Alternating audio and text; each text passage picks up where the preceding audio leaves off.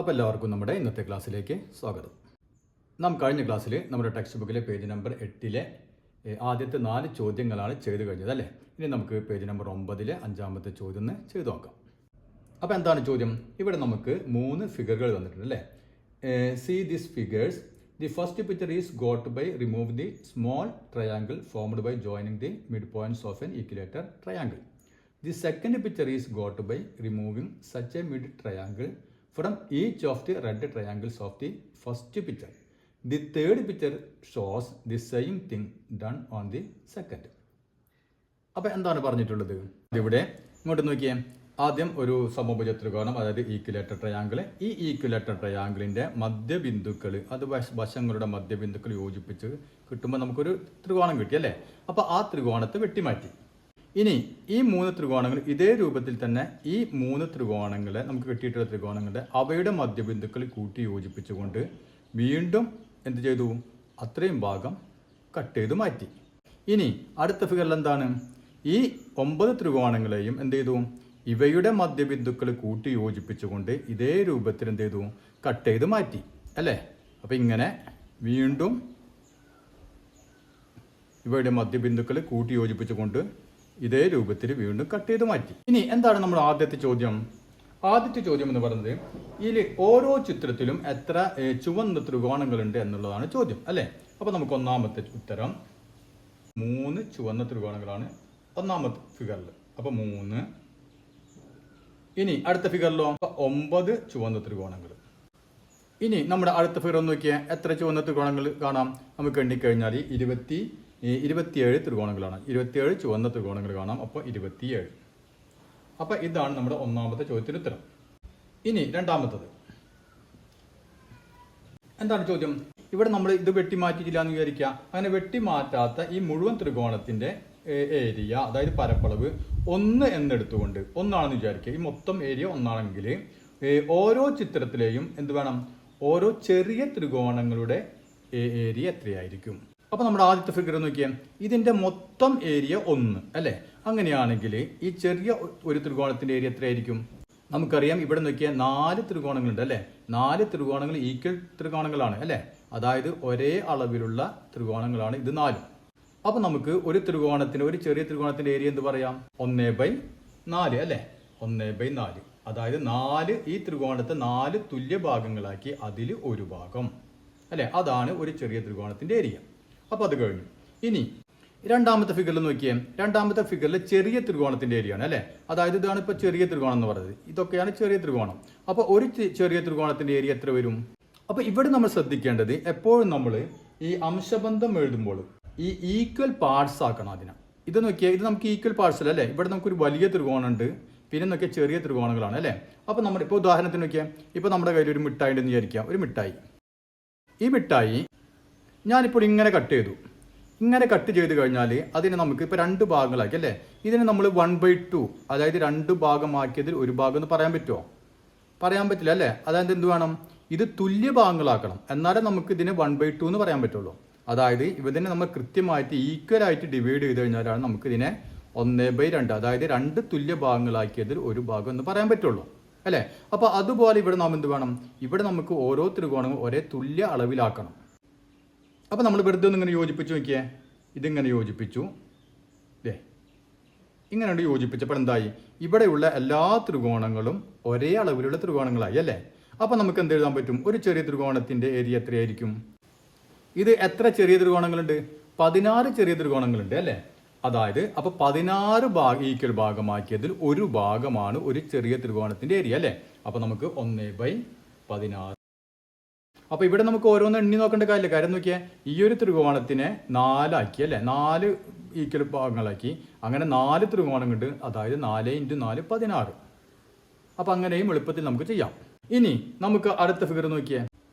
ഇവിടെ നമ്മൾ ഇവിടെ ചെയ്ത പോലെ തന്നെ ചെയ്യാം അല്ലേ. ഈക്വൽ ഭാഗങ്ങളാക്കാം. അപ്പോൾ നോക്കിയാൽ ഇവിടെ ഇങ്ങനെ യോജിപ്പിച്ച് കഴിഞ്ഞാൽ ഈക്വലായി. പിന്നെ നമുക്ക് എന്ത് ചെയ്യാം? ഇങ്ങനെ യോജിപ്പിച്ചു അല്ലേ. ഇവയെ വീണ്ടും യോജിപ്പിച്ചു. അങ്ങനെ നമ്മൾ ഇതിനെയും ഒക്കെ ഇങ്ങനെ യോജിപ്പിക്കുക. അപ്പോൾ മൊത്തം എത്ര ചെറിയ ത്രികോണങ്ങൾ കിട്ടും? എണ്ണി നോക്കുകയാണെങ്കിൽ നമുക്ക് 64 ചെറിയ ത്രികോണങ്ങൾ കിട്ടും. അപ്പോൾ അത് നമുക്ക് എണ്ണാതെ എങ്ങനെ കണ്ടുപിടിക്കാൻ പറ്റും? ഇവിടെ നോക്കി, ഇവിടെ നമുക്ക് എത്ര എണ്ണം കിട്ടിയിട്ടുണ്ട്? 16 ഉണ്ട് അല്ലേ? 16 ത്രികോണങ്ങൾ ചെറുതുണ്ട്. ഈ 16നെയും നമ്മൾ എന്താക്കുന്നുണ്ട്? തുല്യ 4 ത്രികോണങ്ങളാക്കി മാറ്റുന്നുണ്ട് അല്ലേ? ഓരോന്നിനെയും 4 ആക്കി നമ്മൾ മുറിക്കുന്നുണ്ട്. അതായത് 16 × 4, അതായത് 64. അപ്പോൾ മൊത്തം 64 തുല്യ ഭാഗമാക്കിയതിൽ ഒരു ഭാഗം. അപ്പോൾ 1/64. ഇനി എന്താണ് അതിൽ മൂന്നാമത് ചോദിച്ചിട്ടുള്ളത്? ഓരോ ചിത്രത്തിലെയും ഈ ചുവന്ന ത്രികോണങ്ങളുടെ ആകെ ഏരിയ, ആകെ പരപ്പളവ് എത്രയാണ് ഓരോ ചിത്രത്തിലെയും? അപ്പൊ നമുക്ക് ആദ്യം നമ്മുടെ ഫസ്റ്റ് പിക്ചർ എടുക്കാം. ഫസ്റ്റ് അതില് ഒരു റെഡ് ത്രികോണത്തിന്റെ, ചെറിയ ത്രികോണത്തിന്റെ ഏരിയ എത്രയാണ്? നമുക്കറിയാം, നമ്മൾ കണ്ടുപിടിച്ചു 1/4 അല്ലേ? 1/4. 1/4 ആണ് ഒരു റെഡ് ത്രികോണത്തിന്റെ ഏരിയ അല്ലെ? അങ്ങനെ എത്ര റെഡ് ത്രികോണങ്ങളുണ്ട്? 1, 2, 3 അല്ലെ? അപ്പൊ 1/4 × 3, അതായത് 3/4. ഓക്കെ, ഇനി നമ്മുടെ രണ്ടാമത്തെ ഫിഗർ വയ്ക്കാം. സെക്കൻഡ്, അതിൽ നമ്മൾ ഒരു ചെറിയ ത്രികോണത്തിന്, അതായത് റെഡ് ത്രികോണത്തിന്റെ ഏരിയ എത്രയാണെന്ന് കണ്ടുപിടിച്ചിട്ടുണ്ട് അല്ലെ? എത്രയാണ്? 1/16 അല്ലെ? അപ്പൊ 1/16 ആണ്. അങ്ങനത്തെ എത്ര ചുവന്നതുണ്ടെന്ന് നോക്കിയേ. നമ്മൾ ഇതൊക്കെ യോജിപ്പിച്ചതാണ് അല്ലേ? അപ്പൊ ഇതൊക്കെ മാറ്റി കളയാം. ബാക്കി അതൊക്കെ ഇവിടെ റെഡ് വരുന്നത് ഇത് വരുന്നുണ്ട്. 1, 2, 3, 4, 5, 6, 7, 8, 9 അല്ലേ? അപ്പൊ 1/16 × 9, അതായത് 9/16. ഇനി നമുക്ക് മൂന്നാമത്തെ ത്രികോണം, തേർഡ് ട്രയാങ്കിൾ നോക്കിയാൽ അതിൽ ഒരു ചെറിയ ചുവന്ന ത്രികോണത്തിന്റെ ഏരിയ എത്രയാണ്? നാം കണ്ടുപിടിച്ചിട്ടുണ്ട് 1/64 അല്ലേ? അപ്പൊ 1/64 × എത്ര ചുവന്നുണ്ടെന്ന് നോക്കിയേ.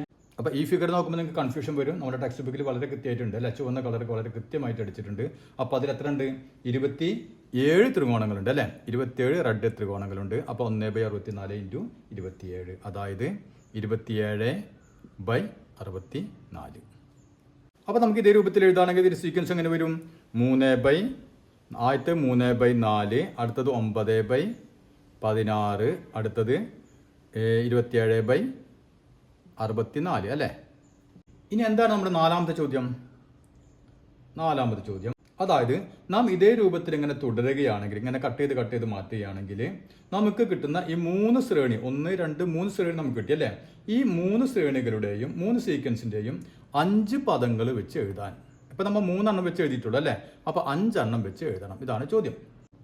അപ്പൊ അതിൽ നമ്മുടെ ആദ്യത്തെ സീക്വൻസ് എന്താണ്? അതിൽ ഒന്നാമത്തെ സീക്വൻസ് എന്താണെന്ന് നോക്കിയേ. 3, 9, 27 അല്ലേ? ഇനി അടുത്ത നമ്മൾ 2 എണ്ണം കൂടി എഴുതണം. എങ്ങനെ എഴുതും? ഇവിടെ നോക്കിയാൽ 3 എന്നുള്ളത് 9 ആയി, 9 എന്നുള്ളത് 27 ആയി അല്ലേ? അതെന്താണ് സംഭവിക്കുന്നത്? 3നെ 3 കൊണ്ട് ഗുണിച്ചാൽ 3 × 3 9 അല്ലേ? 9 × 3 27 അല്ലേ?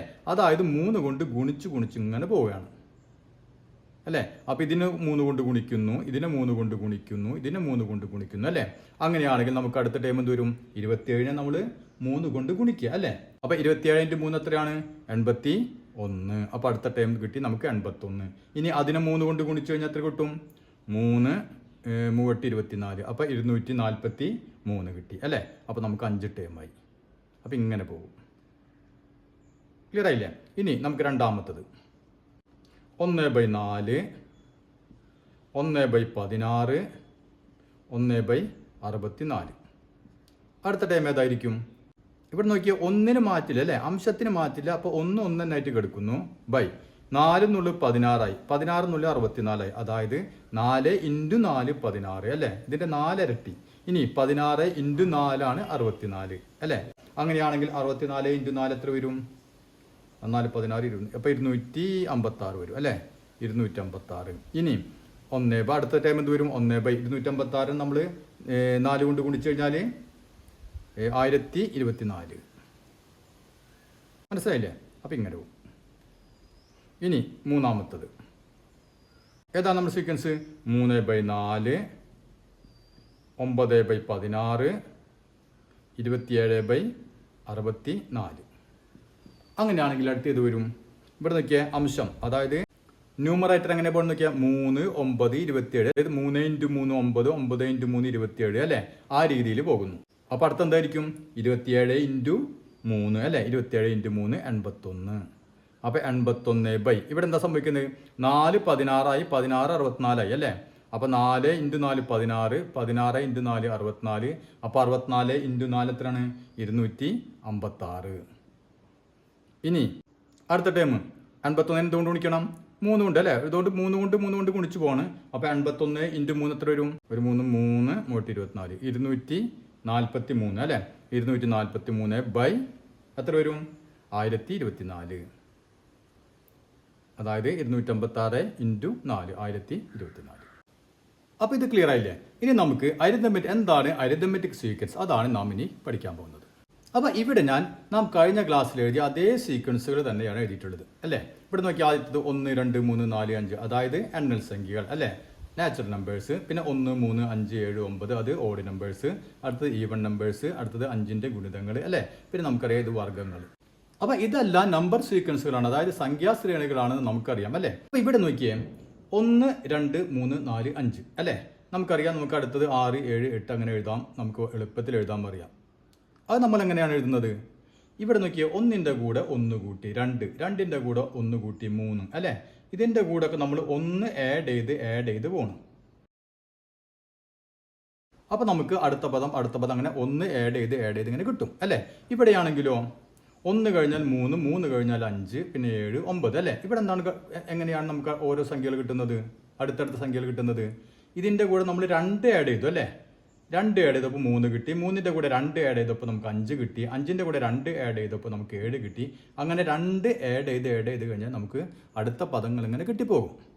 ഇനി ഇവിടെയോ, ഇത് ഈവൺ നമ്പേഴ്സ് ആണ്. ഇവിടെയും നോക്കിയാൽ 2 കഴിഞ്ഞാൽ 4, 4 കഴിഞ്ഞാൽ 6 അല്ലേ. ഇവിടെയും നമ്മൾ 2 ആഡ് ചെയ്താൽ മതി. 2 ആഡ് ചെയ്താൽ നമുക്ക് 4 കിട്ടി. 4ന്റെ കൂടെ 2 ആഡ് ചെയ്ത് കഴിഞ്ഞാൽ 6 കിട്ടി. 6ന്റെ കൂടെ 2 ആഡ് ചെയ്ത് കഴിഞ്ഞാൽ നമുക്ക് 8 കിട്ടി അല്ലേ. ഇവിടെയാണെങ്കിലോ 5 കഴിഞ്ഞാൽ 10, 10 കഴിഞ്ഞാൽ 15, 15 കഴിഞ്ഞാൽ 20 അല്ലേ. ഇവിടെ എന്താണ്? ഇവിടെ നമ്മൾ ആഡ് ചെയ്യുന്നത് എത്രയാണ്? 5 ആഡ് ചെയ്ത് പോകുന്നു അല്ലേ. ഇവിടെയാണെങ്കിലോ 1ന്റെ കൂടെ 4 കിട്ടി. 1 കഴിഞ്ഞാൽ പിന്നെ 4 കിട്ടി അല്ലേ. അതായത് നമ്മളിവിടെ 3 ആഡ് ചെയ്തപ്പോൾ നമുക്ക് 4 കിട്ടി. ഇനി 4ന്റെ കൂടെയോ അടുത്തത് 9 ആണ് അല്ലേ. അപ്പോൾ ഇവിടെ നമുക്ക് 4 കഴിഞ്ഞാൽ 9 കിട്ടണമെങ്കിൽ നമ്മുടെ എത്ര ആഡ് ചെയ്യേണ്ടി വരുന്നുണ്ട്? 5 ആഡ് ചെയ്യണം അല്ലേ. അപ്പോൾ നമുക്ക് 9 കിട്ടുന്നുള്ളൂ. ഇനി 9 16 ആവാനാ നമുക്ക് 7 ആഡ് ചെയ്യണം അല്ലേ. അതായത് ഇവിടെ എന്താണ് വ്യത്യാസം? നാം ഇവിടുത്തെ ആദ്യത്തെ 4 കേസിലും ഒരേ സംഖ്യ തന്നെയാണ് ആഡ് ചെയ്ത് പോകുന്നത് അല്ലേ. ഇവിടെയാണെങ്കിൽ ഒരു സംഖ്യ തന്നെ അല്ലേ ആഡ് ചെയ്യണം അല്ലേ. അതായത് ഇവിടെ 3 ആഡ് ചെയ്തപ്പോൾ ഇത് കിട്ടി, പിന്നെ 5 ആഡ് ചെയ്യണം, പിന്നെ 7 ആഡ് ചെയ്യണം അല്ലേ. അതായത് ഈ സീക്വൻസിൽ നമുക്ക് ഒരേ സംഖ്യ, ഇവിടെ നമ്മൾ ചെയ്ത പോലെ തന്നെ ഒരേ സംഖ്യ തന്നെ ആഡ് ചെയ്ത് കഴിഞ്ഞാൽ നമുക്ക് അടുത്ത സംഖ്യകൾ കിട്ടുന്നില്ല. ഇവിടെയാണെങ്കിലോ ഒരേ സംഖ്യ തന്നെയാണ് കൂട്ടി പോകുന്നത് അല്ലേ. അപ്പോൾ അതായത് ഒരു സംഖ്യയിൽ നിന്ന് തുടങ്ങി ഒരേ സംഖ്യ തന്നെ വീണ്ടും കൂട്ടി കിട്ടുന്ന സീക്വൻസിനെയാണ് അരിത്തമെറ്റിക് സീക്വൻസ് അഥവാ സമാന്തര ശ്രേണി എന്ന് പറയുന്നത്. മനസ്സിലായില്ലേ? അതായത് ഒരു സംഖ്യയിൽ നിന്ന് തുടങ്ങി നമുക്ക് ഒരേ സംഖ്യനെ കൂട്ടണം. ഇവിടെ 1 തന്നെ ഇങ്ങനെ കൂട്ടി പോവാണ് അല്ലേ. ഇവിടെ 2 തന്നെ കൂട്ടി പോവാനാണ്. ഇവിടെ 2 തന്നെ, ഇവിടെ 5 തന്നെ. ഇവിടെയാണെങ്കിലോ സംഖ്യ മാറി പോകുന്നുണ്ട് അല്ലേ. അതായത് അപ്പം ഇത് അരിത്തമെറ്റിക് സീക്വൻസ് അല്ല. കാരണം എന്താണ്? ഒരേ സംഖ്യ തന്നെയല്ല കൂട്ടുന്നത്. ബാക്കിയല്ലാതെ എന്താണ്? ഒരു സംഖ്യയിൽ നിന്ന് ആരംഭിച്ച് 1ൽ നിന്ന് ആരംഭിച്ച് ഒരേ സംഖ്യ തന്നെ കൂട്ടി വരുന്നു. അപ്പോൾ ഇത്തരം സീക്വൻസിനെയാണ് നാം സമാന്തര ശ്രേണി അഥവാ അരിത്തമെറ്റിക് സീക്വൻസ് എന്ന് പറയുന്നത്. പിന്നെ നമ്മൾ ഈ ശ്രേണി, ഈ സീക്വൻസിലെ ഈ ഓരോ സംഖ്യയിൽ നമ്മൾ സംഖ്യകൾ എന്നല്ല പറയുക, അതിന് നാം എന്ന് പറയും? ടേംസ് എന്നാണ് പറയുക. ടേംസ് അഥവാ പദങ്ങൾ. മനസ്സിലായില്ലേ? അപ്പം ഇതിനെ നമ്മൾ എന്താ പറയുക? ഒന്നാമത്തെ ടേം, രണ്ടാമത്തെ ടേം, മൂന്നാമത്തെ ടേം. കണ്ടില്ലേ? ഇത് ഒന്നാമത്തെ ടേം, രണ്ടാമത്തെ ടേം, അല്ലെങ്കിൽ ഒന്നാമത്തെ പദം, ഒന്നാം പദം, രണ്ടാം പദം, മൂന്നാം പദം. അപ്പോൾ നമ്മൾ ഉപയോഗിക്കുന്ന വാക്ക് എന്താണ്? ടേംസ് അല്ലെങ്കിൽ പദം എന്നാണ് നാം ഇതിനെ ഓരോന്നിനെയും പറയുക. അപ്പോൾ നിങ്ങൾക്കിപ്പോൾ അരിത്തമെറ്റിക് സീക്വൻസ് എന്താണെന്ന് മനസ്സിലായി അല്ലേ? അങ്ങനെയാണെങ്കിൽ ഞാനിവിടെ ഒരു സീക്വൻസ് എഴുതാൻ പോവാണ്. 100 90 80 70. ഇത് ഒരു അരിത്തമെറ്റിക് സീക്വൻസ് ആണ് അല്ലയോ? ഞാൻ പറഞ്ഞു ഒരേ സംഖ്യ തന്നെ കൂട്ടി വരികയാണെങ്കിൽ അതാണ് അരിത്തമെറ്റിക് സീക്വൻസ് ആണെന്ന് പറഞ്ഞു അല്ലേ. ഇവിടെ എന്താണ് പ്രശ്നം? ഇവിടെ ഒരേ സംഖ്യ കൂട്ടൽ ചെയ്യുന്നത് അല്ലേ. 100ൽ നിന്ന് 10 കുറച്ച് 90, 90ൽ നിന്ന് 10 കുറച്ച് 80, 80ൽ നിന്ന് 10 കുറച്ച് 70. പക്ഷെ ഇതൊരു സമാന്തര ശ്രേണിയാവുമോ? ഇവിടെ നമുക്ക് നോക്കിയേ, 10 കുറച്ചു എന്ന് പറയാം അല്ലേ. അതിനെ നേരെ തിരിച്ചെങ്ങനെ പറയാം? 100ന്റെ കൂടെ എന്ത് കൂട്ടി? -10 കൂട്ടി. അങ്ങനെ പറഞ്ഞു നമുക്ക് 100 + -10 എത്ര വരും? 90 അല്ലേ. 90. ഇനി 90ന്റെ കൂടെ നമ്മൾ -10 കൂട്ടിയാലോ 80 കിട്ടി അല്ലേ. ഇനി 80ന്റെ കൂടെ നമ്മൾ -10 കൂട്ടിയാലോ 70 കിട്ടി അല്ലേ. അപ്പോൾ നമുക്ക് അങ്ങനെ പറയാം, ഇത് 100ന്റെ കൂടെ -10 കൂട്ടി, 90ന്റെ കൂടെ -10 കൂട്ടി, 80ന്റെ കൂടെ -10 കൂട്ടി. അപ്പോൾ നമുക്ക് ഇതും എന്താണ്, ഒരു സമാന്തര ശ്രേണി, അതായത് അരിത്മെറ്റിക് സീക്വൻസ് തന്നെയാണ്. ഇനി അടുത്തൊരു സീക്വൻസ് നോക്കിയാൽ 360 360 360. ഇത് ഒരു അരിത്മെറ്റിക് സീക്വൻസ് ആണോ, സമാന്തര ശ്രേണിയാണോ? ഇവിടെ നോക്കിയേ, ഒരേ സംഖ്യ തന്നെ കൂട്ടിയാലാണ് അരിത്മെറ്റിക് സീക്വൻസ് കിട്ടാൻ നമ്മൾ പറഞ്ഞു അല്ലേ. ഇവിടെ ഒരേ സംഖ്യ കൂട്ടിയിട്ടുണ്ടോ, അതേ സംഖ്യതാണ് ഉള്ളത് അല്ലേ. അപ്പോൾ ഇത് അരിത്മെറ്റിക് സീക്വൻസ് ആകുമോ? ഇതും ഒരു അരിത്മെറ്റിക് സീക്വൻസ് തന്നെയാണ്. കാരണം എന്താണ്, ഇതിൻ്റെ കൂടെ എന്താണ് കൂട്ടുന്നത്, 0 അല്ലേ. ഓരോ പദത്തിൻ്റെ കൂടെയും നമ്മൾ 0 കൂട്ടുമ്പോൾ നമുക്ക് അടുത്ത പദം കിട്ടി, അതിൻ്റെ കൂടെ 0 കൂട്ടിയാൽ അടുത്ത പദം, അതിൻ്റെ കൂടെ 0 കൂട്ടിക്കഴിഞ്ഞാൽ നമുക്ക് അടുത്ത പദം അല്ലേ. അപ്പം ഇതും ഒരു എന്ത് തന്നെയാണ്, അരിത്മെറ്റിക് സീക്വൻസ് തന്നെയാണ്. ഇനി നോക്കിയേ അടുത്തത് 1/2 1 1.5 2. ഇത് ഒരു അരിത്മെറ്റിക് സീക്വൻസ് ആണോ? ഇതും അരിത്മെറ്റിക് സീക്വൻസ് തന്നെയാണ് അല്ലേ. ഇവിടെ നോക്കിയാൽ അര എന്നുള്ളത് പിന്നെ 1 അതായത് അര കൂട്ടി അല്ലേ.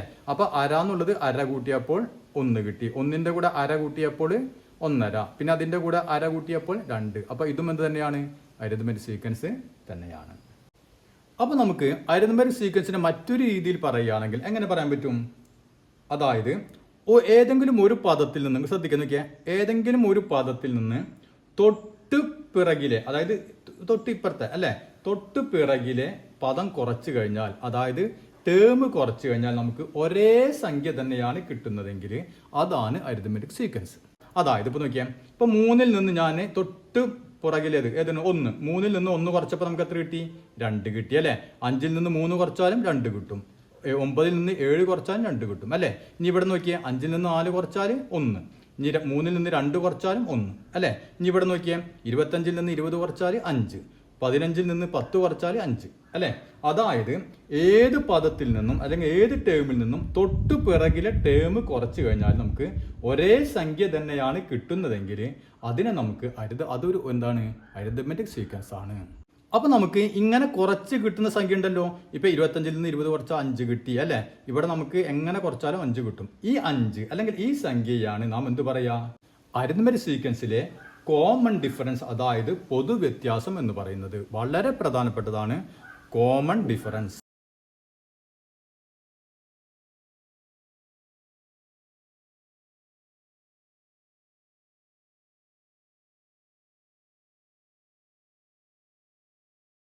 എപ്പോഴും നിങ്ങൾക്ക് പരീക്ഷയ്ക്ക് ഒരു ചോദ്യം ഇതിൽ നിന്ന് ഉറപ്പായിട്ട് വരും, മനസ്സിലായ?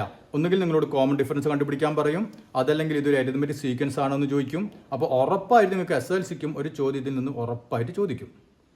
അപ്പോൾ എന്താണ് കോമൺ ഡിഫറൻസ് എന്ന് പറഞ്ഞാൽ, ഒരു അരിത്മെറ്റിക് സീക്വൻസിലെ ഒരു പദത്തിൽ നിന്ന് തൊട്ട് പിറകിലെ പദം കുറച്ച് കഴിഞ്ഞാൽ കിട്ടുന്നത് ഒരേ സംഖ്യ തന്നെ ആയിരിക്കും കിട്ടുന്നത് അല്ലേ.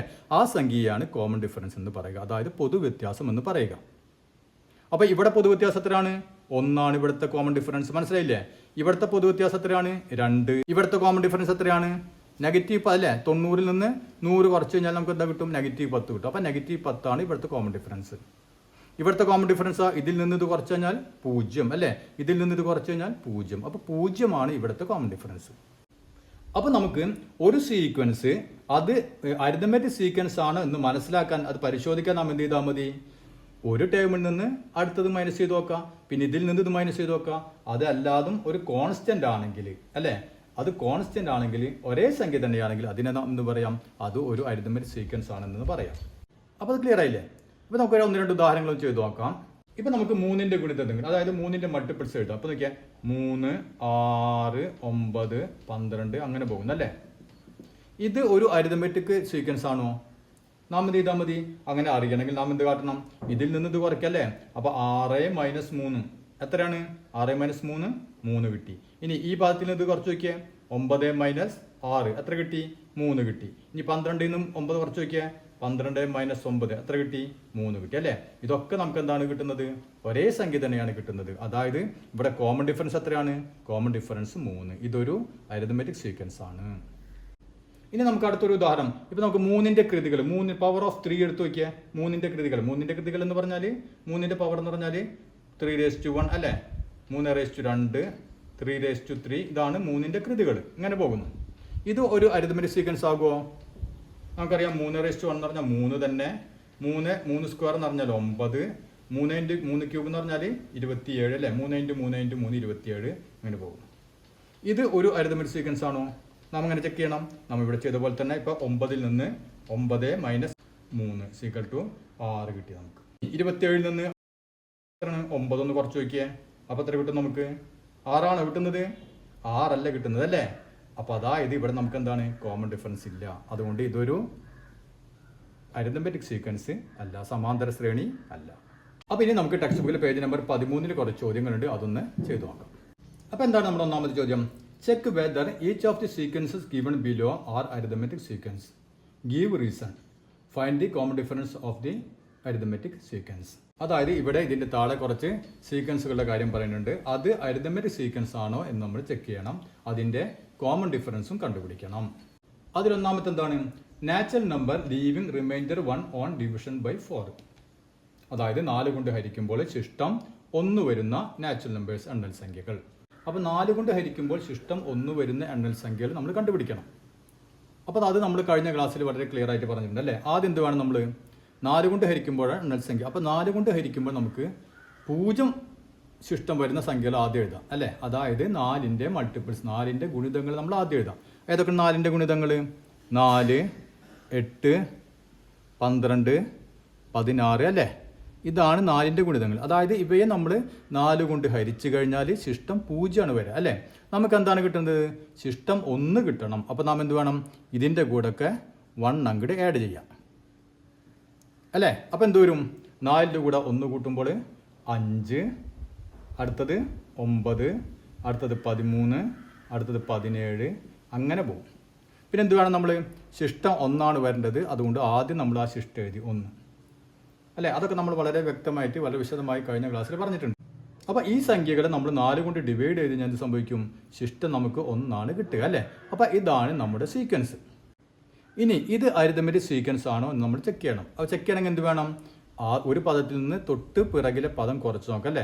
അങ്ങനെ കുറച്ച് കഴിഞ്ഞാൽ നമുക്ക് ഒരേ സംഖ്യ തന്നെയാണ് കിട്ടുന്നതെങ്കിൽ അതെന്താണ്? അരിതമെറ്റിക് സീക്വൻസ് ആണ് അല്ലേ? 5 - 1 അല്ലേ? 5ൽ നിന്ന് 1 കുറച്ച് കഴിഞ്ഞാൽ എത്ര കിട്ടി? 4 കിട്ടി അല്ലേ? ഇനി 9ൽ നിന്ന് 5 കുറച്ച് നോക്കാം. 9 - 5 തൊട്ട് പുറകിലുള്ള പദം കുറച്ച് നോക്കാം. അപ്പോൾ നമുക്ക് എന്ത് കിട്ടി? 4 കിട്ടി അല്ലേ? ഇനി 13ൽ നിന്ന് 9 കുറച്ച് നോക്കിയാൽ 13 - 9 അപ്പോഴും നമുക്ക് എന്ത് കിട്ടി? 4 കിട്ടി അല്ലേ?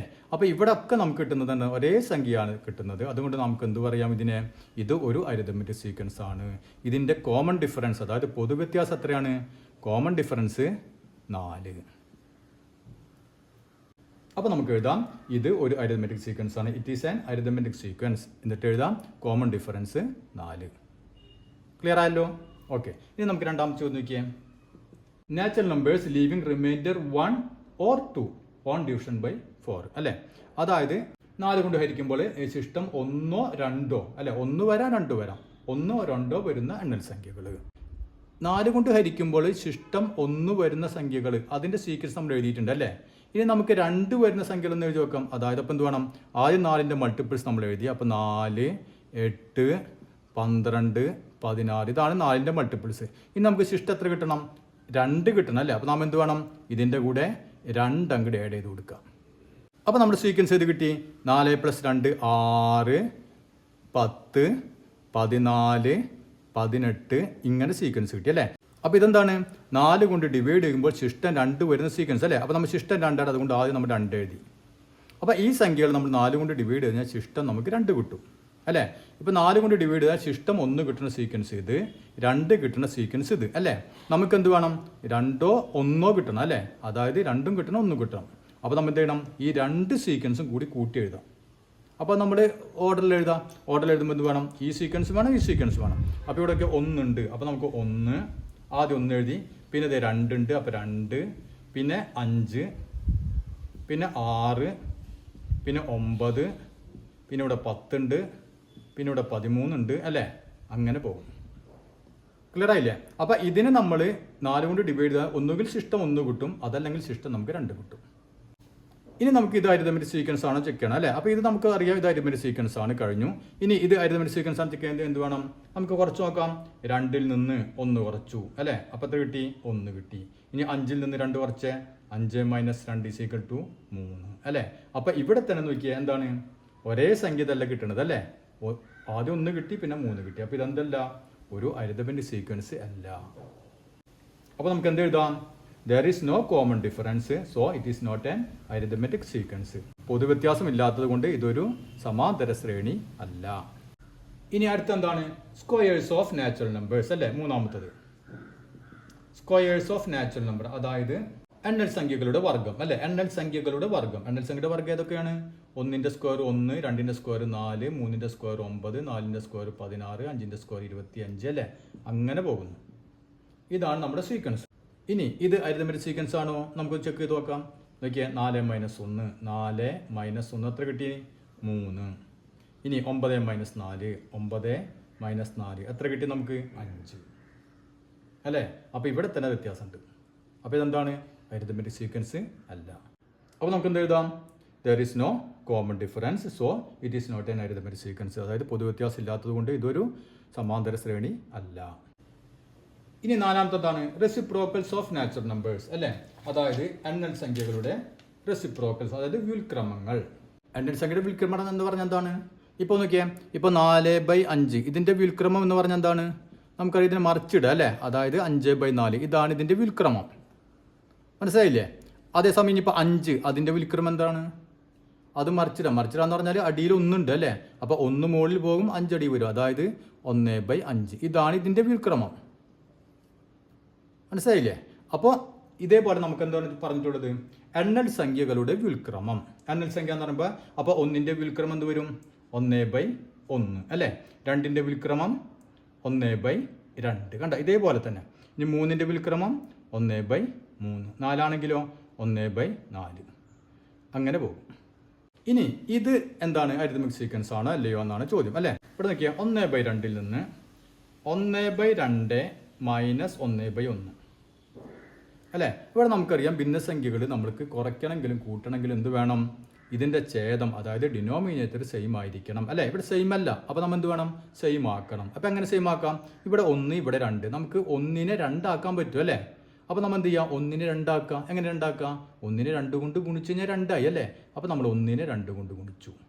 അങ്ങനെ അടിയിൽ എന്ത് ചെയ്യുന്നോ നമ്മൾ മുകളിലും ചെയ്യണം. അപ്പോൾ മുകളിലും 2 കൊണ്ട് ഗുണിച്ചു. അപ്പോൾ എന്തായി നോക്കിയവനെ, 1/2 മൈനസ് 1 × 2 2/2 എന്നായി. ഇനി എന്ത് കിട്ടും നമുക്ക് നോക്കിയാൽ, ഇനി നമുക്ക് നോക്കിയാൽ ഇവിടെ ഛേദം സെയിം ആണ് അല്ലേ. അപ്പോൾ 2 അത് 2 എഴുതി. ഇനി 1 - 2 എന്ന് പറഞ്ഞാൽ -1.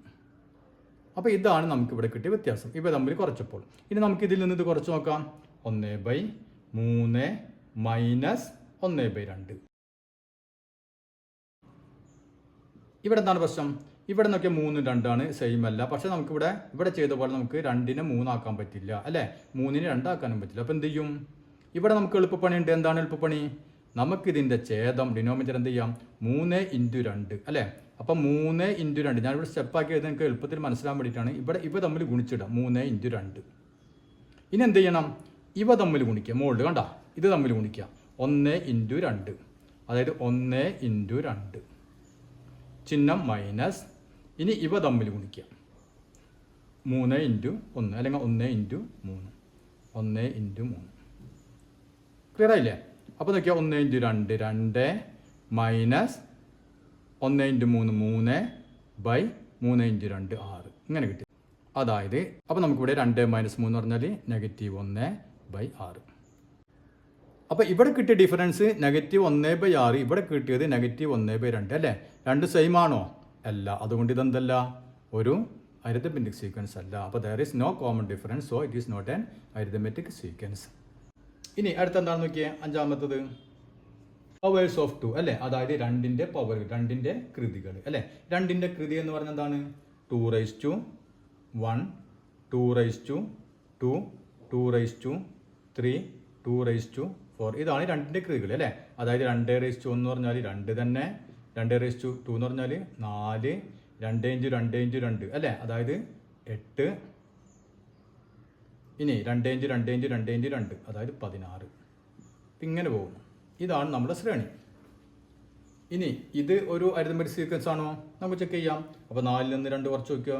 4 - 2 എത്ര കിട്ടി? 2 കിട്ടി. ഇനി 8 നിന്ന് 4 കുറച്ച് നോക്കിയേ. 8 - 4 തൊട്ട് മുമ്പത്തെ കുറച്ചു, അപ്പോൾ 4 കിട്ടി. അപ്പോൾ ഇവിടെ തന്നെ പ്രശ്നം അല്ലേ? അപ്പോൾ ഇതെന്തല്ല, ഒരു അരിതമെറ്റിക് സീക്വൻസ് അല്ല. അപ്പോൾ നമുക്ക് എഴുതാം there is no common difference, so it is not an arithmetic sequence. ഇനി എന്താണ് ആറാമത്തത്? Half of the odd numbers, അതായത് ഒറ്റ സംഖ്യകളുടെ ഹാഫ്, പകുതി അല്ലെ? ഒറ്റ സംഖ്യകളുടെ പകുതി. ഒറ്റ സംഖ്യകൾ ഏതൊക്കെയാണ്? 1, 3, 5, 7 അല്ലെ? ഇതാണ് ഒറ്റ സംഖ്യകൾ. ഇവയുടെ പകുതി എന്ന് പറഞ്ഞാൽ 1/2, 3/2 അല്ലെ? പകുതി 5/2, 7/2. അപ്പോൾ ഇതാണ് നമ്മുടെ സീക്വൻസ്. ഇനി ഇത് അരിതമെറ്റിക് സീക്വൻസ് ആണോ? നമുക്ക് ചെക്ക് ചെയ്യാം. ആദ്യം ഇതിൽ നിന്ന് ഇത് കുറച്ച് നോക്കിയോ. 3/2 - 1/2. ഇവിടെ നോക്കിയാൽ ഇവിടെ ഛേദം സെയിം ആണ് അല്ലേ? ഡിനോമിനേറ്റർ സെയിം ആണ്. അതുകൊണ്ട് നമുക്ക് എളുപ്പത്തിൽ മൈനസ് ചെയ്യാൻ പറ്റും. അതന്നെ എഴുതി, 2 തന്നെ എഴുതി. നോക്കിയാൽ 3 - 1 എന്ന് പറഞ്ഞാൽ എത്രയാണ്? 2 അല്ലേ? 2. അപ്പോൾ 2/2 എന്ന് പറഞ്ഞാൽ 1. ഇനി ഇതിൽ നിന്ന് കുറച്ച് നോക്കിയാൽ 5/2 മൈനസ് തൊട്ട് പിറകിലെ 3/2 സെയിം തന്നെയാണ് 2. 5 - 3 2. അപ്പോൾ ഇവിടെ നമുക്ക് 2/2 കിട്ടി, അതായത് 1. ഇത് കൂടി ചെക്ക് ചെയ്ത് നോക്കാം. 7/2 -